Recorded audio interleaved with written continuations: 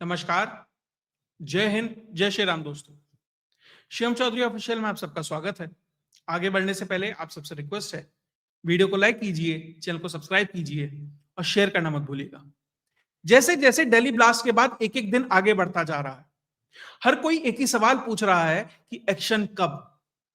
हर कोई अपने हिसाब से हिसाब लगा रहा है कि भैया जब पुलवामा हुआ था तो बालाकोट इतने दिन के अंदर हो गया था, जब पहलगाम हुआ था तो ऑपरेशन सिंदूर इतने दिन के बाद हो गया था, तो अब दिल्ली ब्लास्ट को तो उससे ज्यादा दिन हो गए हैं, तो सरकार किस चीज का इंतजार कर रही है। दरअसल जो इस बार मॉडस ऑपरेंडी था पाकिस्तान का कहीं या जो भी इसके पीछे था, उसमें एक सिंगल कंट्री ऑर्गेनाइजेशन तक सीमित नहीं था। यह मल्टी कंट्री अप्रोच था। Pakistan, Turkey, Bangladesh, China, America, हर कोई इसके अंदर इन्वॉल्व था। तो भारत ये चाहता है कि जब वो प्रधानमंत्री ने कहा था ना और अमित शाह ने कि जो लोग इसके पीछे जिम्मेदार हैं उन्हें सजा दी जाएगी, वो कहीं पर भी छुपे हों। तो अगर आपको सही में सजा देनी है तो आपको ऐसा नहीं कि शाहीन, मुजम्मिल और इन सबको पकड़ लिया, मुफ्ती इरफान को पकड़ लिया, ये फुट सोल्जर्स है। आपको असल में जो किंग पिन है, जो चला रहा है, वो आईएसआई का कौन ऑपरेटिव है, वो जो पाक आर्मी है उसमें कौन वो अधिकारी बैठा है जो इसके पीछे लगा हुआ है, या बांग्लादेश में वो कौन है जो ये पूरा का पूरा लॉजिस्टिक्स रूट को प्रोवाइड करा रहा था, या टर्की में बैठा वो व्यक्ति कौन है जो पूरा का पूरा आपको पैसा फंडिंग प्रोवाइड करा रहा था। तो आपको उनको टारगेट करना है, क्योंकि एक फ्रेंच एनालिस्ट है, उसकी अभी एक रिपोर्ट आई है, वो ये कह रहा है कि इस बार भारत ये मरकज वर्कज जो पिछली बार ऑफ सिंदूर में किया था वो तो ठीक है, हो सकता है वो करे, लेकिन इस बार भारत की जो प्रायोरिटी रहेगी वो डीकैपिटेशन स्ट्राइक्स रहेगी उन लोगों के ऊपर जो असल में जिम्मेदार है, जो लीडरशिप है उसके ऊपर हमला होगा, इसकी प्रबल संभावना है। ऐसा वो फ्रेंच एनालिस्ट, बहुत सारे एनालिस्ट हैं, वो कह रहे हैं, उसमें से कुछ रिपोर्ट्स ये आ रही हैं। तो शायद भारत उस स्तर तक पहुंचना चाहता है कि वो टॉप हायरार्की में टॉप कौन है जिसने इसको अंजाम दिया, ताकि जब वहां पर स्ट्राइक हो तो मैसेज ज्यादा जाए। खैर ऐसे कुछ नाम निकल कर आ रहे हैं, और क्या शायद जो नाम निकल कर आ रहे हैं उन्हीं को बचाने के लिए जो साथी हैं इनके, जो चाइना है, उसने अपनी डाइवर्जन टैक्टिक्स हिंद महासागर में और अलग अलग जगह करनी शुरू कर दी है। क्या भारत को यह मैसेज है क्या कि कुछ करना मत? क्या भारत इतना करीब पहुंच गया है कुछ करने के कि चाइना उस डाइवर्जन को क्रिएट कर रहा है, ताकि भारत को ये अभी तो पाकिस्तान या बांग्लादेश के हिसाब से अपनी स्ट्रेटेजी को कैलिब्रेट कर रहा है, तो कि भैया चाइना भी इक्वेशन में घुसना चाहता है क्या? कुछ ऐसा हो रहा है क्या? और बात होगी कि एंड टाइम पर पुतिन तो भारत आ रहे हैं, लेकिन नेतन्याहू क्यों नहीं आ रहे? पहले वो ऑपरेटिव्स, बात उन ऑपरेटिव्स की जहां जीरो इन किया है भारत ने अब तक, कि जो असल में इस पूरे के पूरे मॉड्यूल को चला रहे थे, और जो व्यक्ति निकलकर सामने आया है उसमें साफ साफ अब पाकिस्तान की जो आईएसआई है उसका लिंक स्थापित हो गया है कि हाँ ठीक है, आईएसआई ही इसके पीछे थी। उसने हो सकता है मल्टीपल रूट्स, मल्टीपल फॉर्म्स में इस चीज को तैयार किया हो, लेकिन at the end of the day जो लास्ट नेल है जहां जाकर लगा है ना, वो आईएसआई ही है। और आईएसआई में से 3 ऑपरेटिव्स निकल कर आए हैं, उसमें जो सबसे मेन है वो है फैजल इकबाल, कि इस पूरे के पूरे मॉड्यूल को यह फैजल इकबाल नाम का व्यक्ति ही चला रहा था। और यह व्यक्ति लगभग 2019 से इस मॉड्यूल को तैयार करना शुरू कर दिया। 21 के बाद से 21, 22, 23 के आसपास इसने धीरे धीरे धीरे धीरे इसको बड़ा करना शुरू किया, इसमें थोड़ी जान डालनी शुरू करी, और 24-25 तक आते आते उसका ये इंटेंशन था कि 6 दिसंबर हो, 26 जनवरी हो, भारत में 200 से ज्यादा स्ट्राइक्स करनी है, 200 से ज्यादा हमले करने हैं, 6 बड़े शहरों में करने हैं, मतलब अलग अलग जो भी सुविधा हो उस हिसाब से उस दिन जिस भी जो भी अंजाम दे सके वो करने का प्रयास हो, ये फैजल इकबाल कर रहा था। अब भारत ये असरटेन करना चाह रहा है कि एग्जैक्ट लोकेशन क्या है। देखिए, जिस अखबार का मैंने आर्टिकल छाप लिया है उसके हिसाब से अभी भारत ये जीरो इन करना चाहता है कि अफगानिस्तान में है कि पाकिस्तान में है, कहां पर ये व्यक्ति छुपा है, और कौन कौन लोग इस कड़ी में जुड़े हैं उनको भी चिन्हित किया जा रहा है। साथ ही जो दूसरा नाम निकल के आया वो तो उकासा का आया, पहले आ चुका ही था कि टर्की के अंदर एक उकासा और एलियास है, ऑलरेडी वो एक फर्जी नाम है, लेकिन कौन असली हो सकता है वो भी निश्चित तौर पर जो एजेंसियां हैं उन्होंने चिन्हित कर लिया होगा कि वो उकासा कौन है। और तीसरा नाम जो निकल के आ रहा है वो है हाशिम। तो ये 3 लोग हैं जिन्होंने मिलकर ये पूरा का पूरा मॉड्यूल तैयार किया। 2019 से इन्होंने टेलीग्राम ग्रुप स्थापित किए, धीरे धीरे रेडिकलाइजेशन करना शुरू किया। अब अब ये कोई पाकिस्तान में बैठा है, कोई अफगानिस्तान में बैठा है, तो वहां से तो ये चीजें नहीं कर सकते थे ऑन ग्राउंड। तो इन्हें एक ऑन ग्राउंड एसेट चाहिए था। तो इन्होंने उसी ऑन ग्राउंड एसेट में एक मुफ्ती इरफान है जो कश्मीर में जो पकड़ा गया, उसको पकड़ा और उसने इन सब का रेडिकलाइजेशन किया। जितने डॉक्टर्स निकल के आ रहे हैं, कुछ भागे हुए हैं, कुछ पकड़ लिए गए हैं, जो भी है वो वहां से पूरी की पूरी कड़ी जुड़ती है। और जो वो हिजबुल मुजाहिदीन के पोस्टर्स कश्मीर में लग रहे थे, उसमें भी ये मोहम्मद इरफान, ये मुफ्ती इरफान है, उसका नाम सामने आया। जब ये पकड़ा जाता है, उसके बाद पूरी की पूरी जो कड़ी खुलने लगती है, तो अब ये समझ आ गया है कि इसके पीछे निश्चित तौर पर आईएसआई ही है। और आईएसआई ने बांग्लादेश के किस रूट का इस्तेमाल किया, किस तरीके से वो लॉजिस्टिक्स के माध्यम से मुर्शिदाबाद आता है, मुर्शिदाबाद के एक सेफ हाउस में रखा जाता है, इख्तियार नाम का एक व्यक्ति रखता है, उसके बाद वो भारत में कहां कहां पहुंचता है, वो जानकारियां निकल के सामने आ रही है। और खबर यह है कि मात्र 3000 किलो सामान नहीं है, इससे कहीं ज्यादा है। अब कितना ज्यादा है, क्योंकि वो एग्जैक्ट नंबर मैं कंफर्म नहीं कर सकता, मुझे एक नंबर पता है, मैं वो नहीं कह रहा, लेकिन इससे ज्यादा है। और एजेंसियां उसी की ढूंढ में फिलहाल लगी हुई।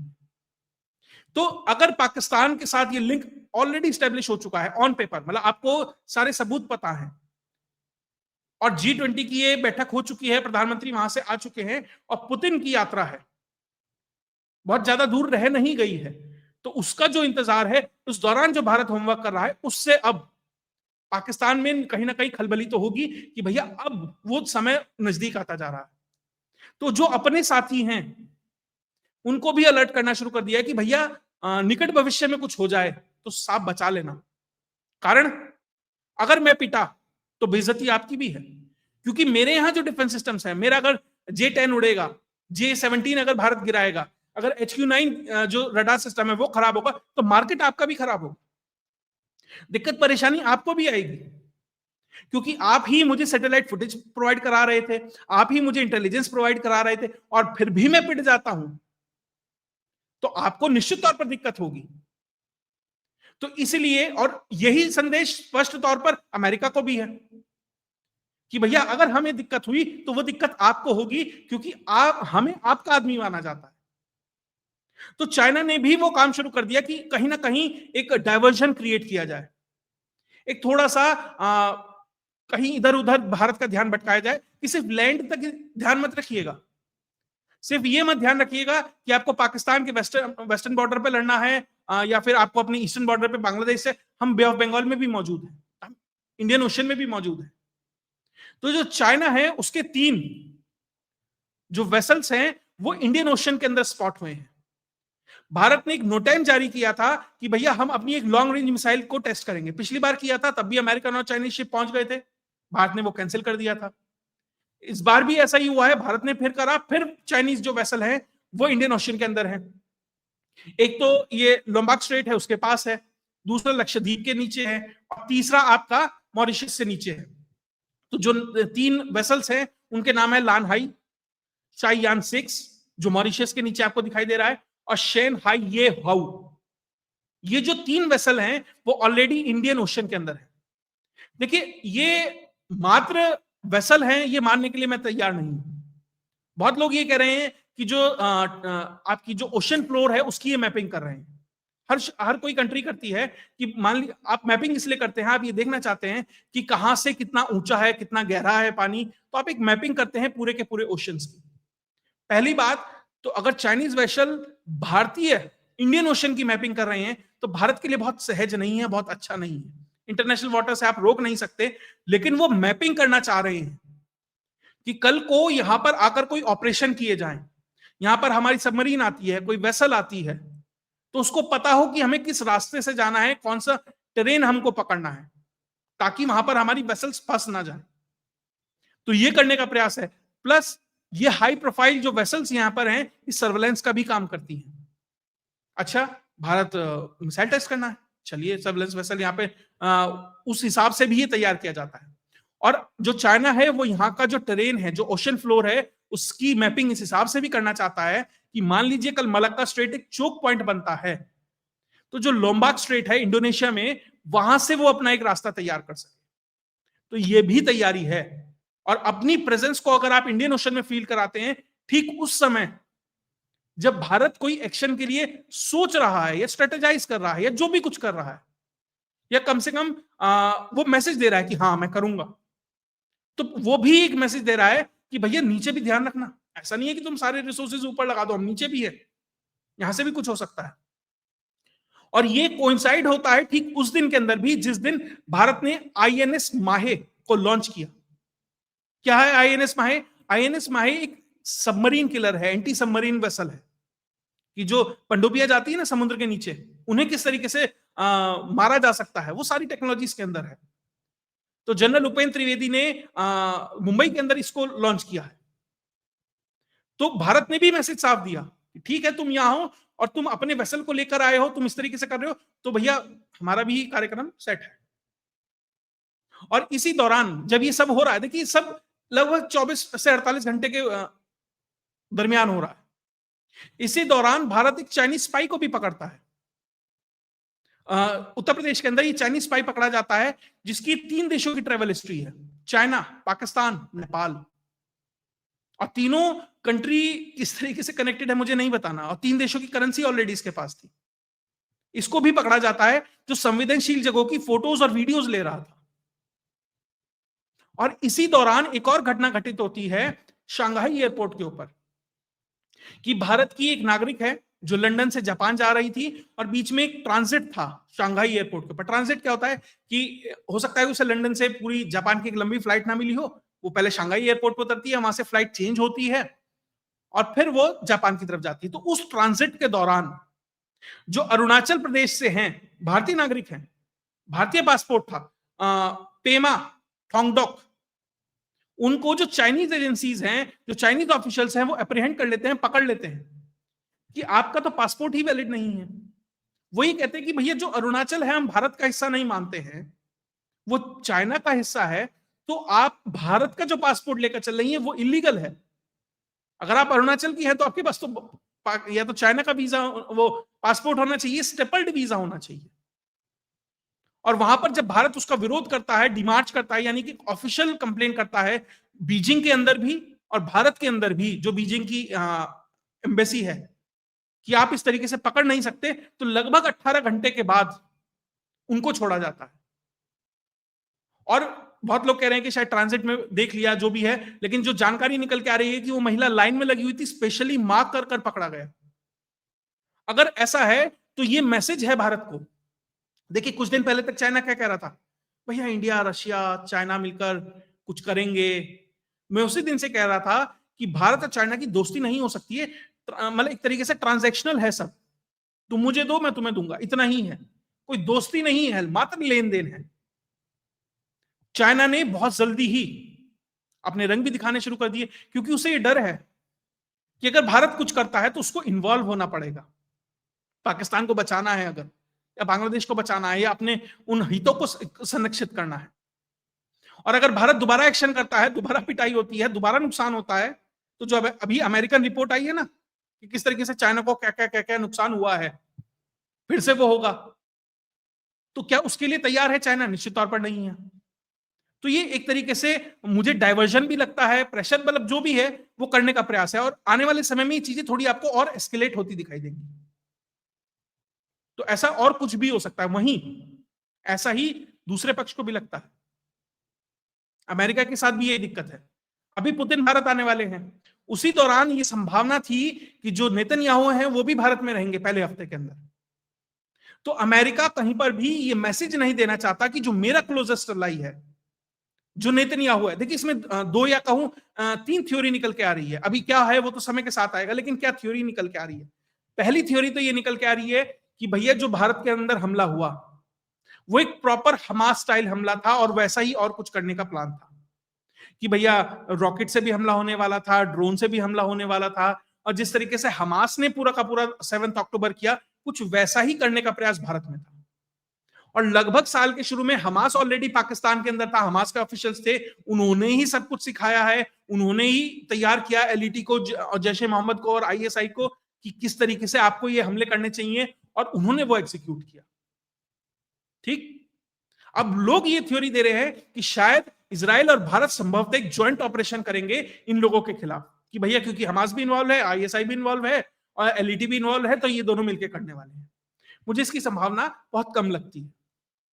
संभावना ज्यादा यह है कि जो नेतन्याहू है वो एक दबाव है अंकल सैम का। अच्छा, पुतिन आ रहा है और तुम वहां जाओगे और तुम हमारे खेमे के हो, तो वहां कैसे जा सकते हो? निश्चित तौर पर एक प्रेशर था पीछे से कि आपको वहां नहीं जाना है। और दूसरा एक प्रेशर पाकिस्तान की तरफ से ये भी है, वो कह रहे हैं हम तो भैया फौज भेज रहे हैं, हम गजा के अंदर फौज भेज रहे हैं तुम्हारे लिए, और तुम यहाँ के भारत के साथ डील करोगे, भारत के साथ एंगेजमेंट बढ़ाओगे, तो कहीं ना कहीं ये भी संभावना है। देखिए अभी क्या असल है वो तो नहीं पता, लेकिन जो जो थ्योरी निकल के आ रही है, तो संभवतः इसीलिए नेतन्याहू ने ये सोचा कि अभी नहीं जाना चाहिए। और अगर इसी दौरान भारत और रशिया की कोई बहुत बड़ी डील हो जाती है, तो जो अमेरिकन एक्सेस है, तो उसके लिए भी एक बड़ा झटका होगा, और उनका उस एक्सेस से आने वाला अगर कोई व्यक्ति इस दौरान भारत में हुआ, तो वो मैसेजिंग बहुत गलत हो जाएगी। तो संभवतः इसीलिए भारत की एक डिफेंस डील निश्चित तौर पर इजराइल के साथ हुई है, मिलिट्री कॉपरेशन है, इंटेलिजेंस के लेवल पर है, बहुत कुछ है, लेकिन जो ऑप्टिक्स है ना, उससे बचने के लिए शायद नेतन्याहू भारत नहीं आए। और भारत आने वाले समय में कुछ ना कुछ करेगा, ये निश्चित है, और ये और पुख्ता होगा। देखिए जो लोग कहते हैं ना कि मैं भी ये मानता हूं या मानता था अब तक कि भैया पुतिन है, वो भारत जब तक नहीं आएगा जब तक कुछ नहीं होगा। देखिए इस भारत का कोई भी आप अज्यूम नहीं कर सकते हैं कि ऐसा होगा या नहीं होगा, पहले भी कुछ ना कुछ हो सकता है। हाँ, ये निश्चित है कि पुतिन के आने के बाद भारत और रशिया के बीच में निश्चित तौर पर जो कॉपरेशन है वो एक नेक्स्ट लेवल पर जाएगा। और उसी डर से, उसी परेशानी से चाइना भी परेशान है, अमेरिका भी परेशान है, और उस दौरान जो पिटाई होगी, उस दौरान जो नुकसान हो सकता है, उससे सबसे ज्यादा अगर किसी को दिक्कत है तो वो पाकिस्तान को है। और इस दौरान इसराइल इस पूरे के पूरे मामले में डायरेक्टली अपने जो राष्ट्राध्यक्ष है उसको वहां खड़ा पाया नहीं देखना चाहता। वो चाहता है कि ठीक है, सब कुछ हो, सपोर्ट रहेगा, इंटेलिजेंस भी देंगे, हथियार भी देंगे, सब कुछ देंगे, लेकिन हम डायरेक्टली वहां खड़े ना दिखाई दें। शायद इसीलिए नेतन्याहू का वो जो यात्रा है वो फिलहाल पोस्टपोन हो गई है, वो आते नहीं दिखाई दे रहे हैं। खैर, आगे जो भी होगा, जिस तरीके से गेम चल रहा है, अभी खबर आई है कि लगभग 11 एलईटी के जो टीम मेंबर्स हैं वो पीओके से बांग्लादेश पहुंचने वाले। तो यानी कि हर फ्रंट एक्टिव करने का प्रयास है, पाकिस्तान हो, बांग्लादेश हो, इंडियन ओशियन हो, डिप्लोमेसी की टेबल हो, हर जगह जिस तरीके से द ग्रेट गेम चल रहा है, और भारत को उसमें से मैनूवर होकर, उसमें से निकलकर जिस तरीके से आगे जाना है और अपने काम को अंजाम देना है, यही भारतीय लीडरशिप की जो डिप्लोमेसी है, उनकी जो एक तरीके से कूटनीति है, उसका असली लिटमस टेस्ट अब इसी दौरान होगा कि वो इन चीजों को किस तरीके से कंटेन करते हैं और किस तरीके से एग्जीक्यूट करते हैं। खैर, जो भी होगा इसमें और जो भी डेवलपमेंट आती रहेंगी वो सब आपके साथ शेयर करता रहूंगा। अगर आपको वीडियो विश्लेषण अच्छा लगा तो वीडियो को लाइक कीजिए, चैनल को सब्सक्राइब कीजिए और शेयर करना मत भूलिएगा। जय हिंद, जय भारत।